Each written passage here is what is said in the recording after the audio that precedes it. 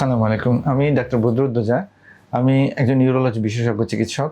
বর্তমানে সহকারী অধ্যাপক হিসেবে কর্মরত আছি জাতীয় ক্যান্সার গবেষণা ইনস্টিটিউট ও হাসপাতালে। রাশিদ আহমেদ একটি কাল্পনিক নাম।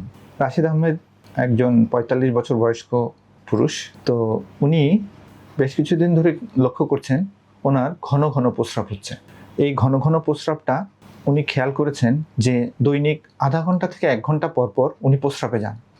সাথে কোনো জ্বালা পোড়া নেই, প্রস্রাবের সাথে রক্তও যায় না, কিন্তু ওনার ঘন ঘন প্রস্রাবটা উনি কোনো মতেই আটকাতে পারেন না।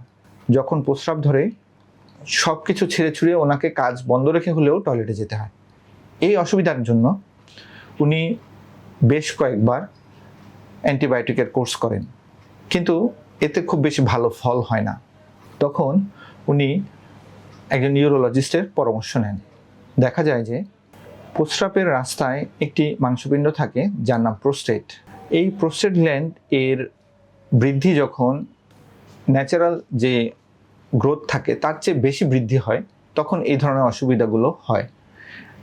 একটি সিম্পল আল্ট্রাসাউন্ড পরীক্ষা করে যখন দেখা যায় যে তার প্রস্রাবের রাস্তায় প্রোস্টেট গ্ল্যান্ডটা বড় হয়েছে, তখন ওটার স্পেসিফিক চিকিৎসা করার পর উনি ইমপ্রুভ করে যান।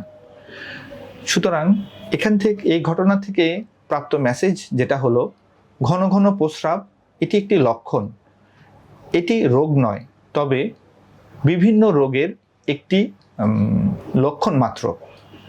সঠিক রোগ যদি নির্ণয় করা যায় এবং ওই অনুযায়ী যদি চিকিৎসা করা যায়, এই লক্ষণটি ভালো হয়ে যাবে ইনশাআল্লাহ। ধন্যবাদ। আসসালামু আলাইকুম।